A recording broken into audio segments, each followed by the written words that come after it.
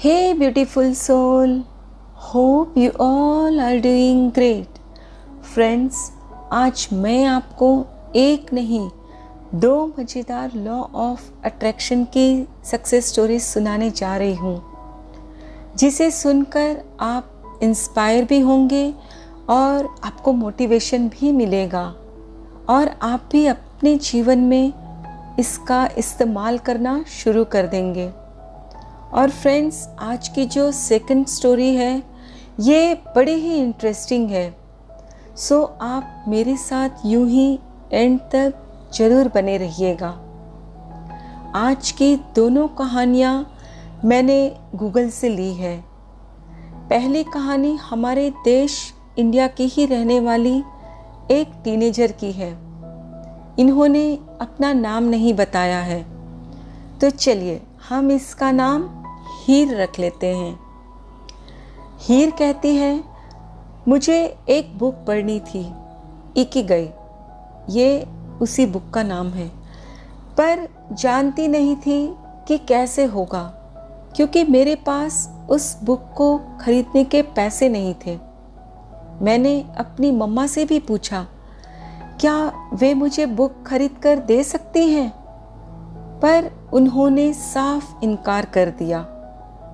पर मुझे इससे कोई फर्क नहीं पड़ रहा था, क्योंकि मैं जानती थी, मुझे पूरा भरोसा और विश्वास था कि मुझे वो बुक ठीक वक्त पर मिल ही जाएगी।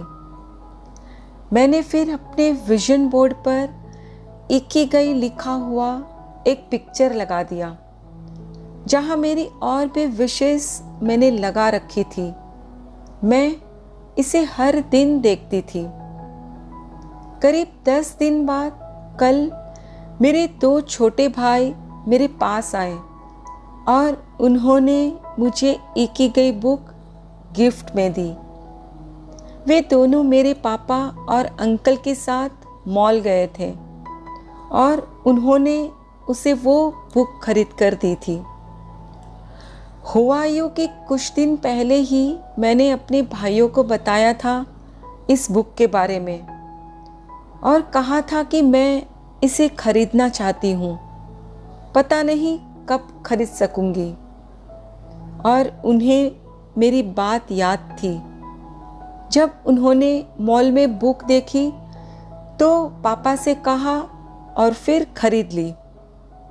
मेरे लिए ये एक प्लेजेंट सरप्राइज था, इसलिए नहीं कि मुझे बुक मिली, पर इसलिए कि लॉ ऑफ अट्रैक्शन हमेशा काम करता है, चाहे चीज़ कितनी भी छोटी हो या कितनी भी बड़ी। हीर कहती है, हो सकता है कि हम जैसा चाहें वैसा नहीं होता, पर हाँ, होता ज़रूर है। बस आपने यूनिवर्स से मांगना है, फिर बिलीव करना है कि वो आपको मिल चुका है और बस फिर लेट गो कर दीजिए। ये मेरा फर्स्ट मैनिफेस्टेशन नहीं है।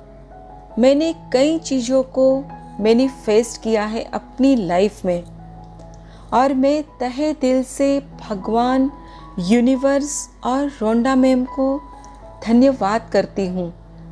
साथ ही मैं उन सभी लोगों को खास धन्यवाद कहना चाहती हूँ जिन्होंने यहाँ अपनी स्टोरीज़ को शेयर किया, जिन्हें पढ़कर मेरे विश्वास को लॉ ऑफ अट्रैक्शन पर बनाए रखने में मुझे काफ़ी मदद मिली। अमेजिंग! देखा फ्रेंड्स, हीर को उसकी मम्मा ने इनकार कर दिया कि वे उसे बुक खरीद कर नहीं देंगी, पर फिर भी हीर को पूरा यकीन था कि उसकी मनपसंद बुक इकिगाई उससे ज़रूर मिलेगी और उसके विश्वास की जीत हुई और फिर उसे वो बुक मिल ही गई। फ्रेंड्स, आज की दूसरी कहानी वीएन की है, जो एक 23 साल की लड़की है और नाइजीरिया की रहने वाली है। वीएन लिखती है कि ये मेरा सेकंड मैनिफेस्टेशन है और जिस तरह से ये हुआ है मैं तो आश्चर्यचकित हो गई। वीएन बताती है कि मैंने अपनी फ्रेंड को $500 उधार दिए थे और अलग से उसे $100 और भी दिए थे अपने लिए परफ्यूम लाने के लिए। एक्चुअली मेरी फ्रेंड दुबई घूमने गई थी और मुझे जो पर्टिकुलर परफ्यूम चाहिए था वो यहाँ नाइजीरिया में नहीं मिल रहा था। सो उसने मुझसे कहा कि दुबई में मिल रहा है।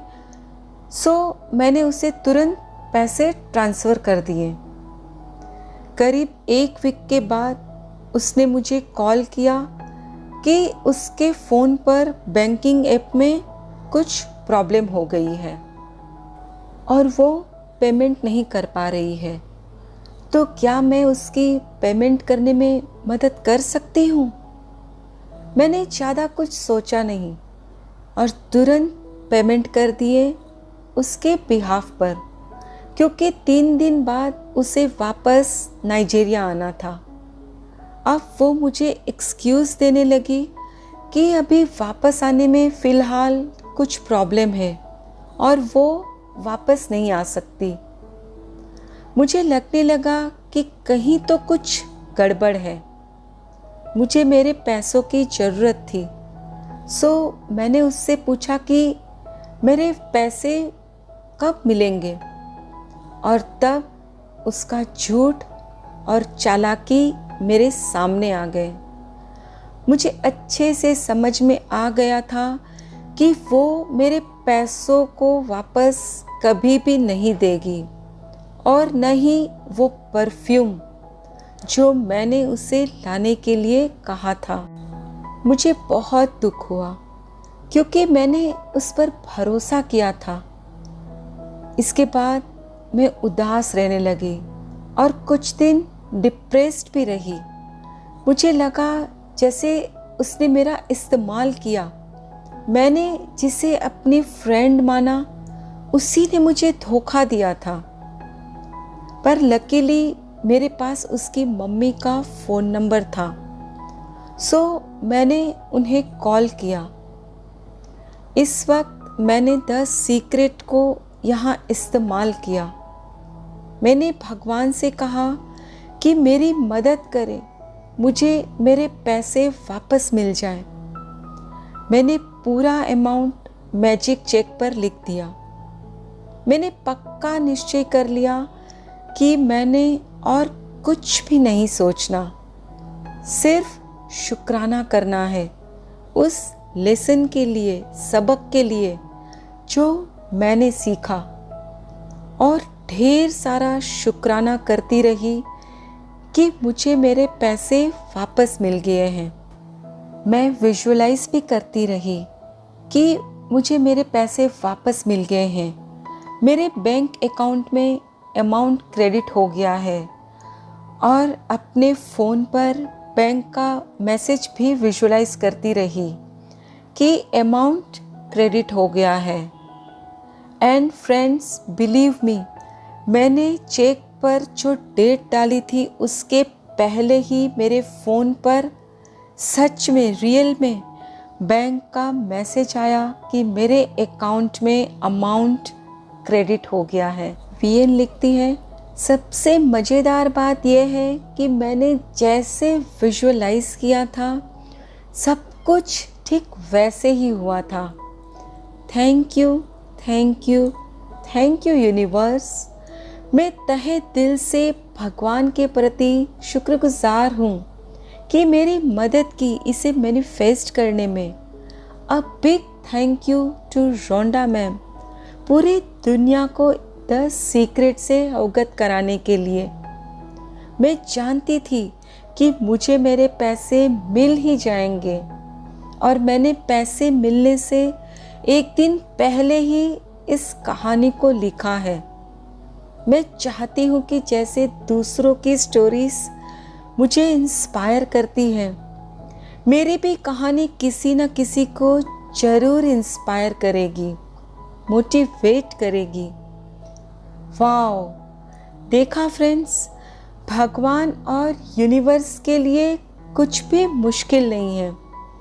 बस ज़रूरत है हम उन पर भरोसा रखें और विश्वास करें कि यूनिवर्स और भगवान हमेशा हमारे साथ ही है। खुद से ढेर सारा प्यार करें, अपना और अपने परिवार का बहुत अच्छे से ख्याल रखिए। Please take care of yourself and your family. Stay healthy, stay blessed. फिर मिलते हैं।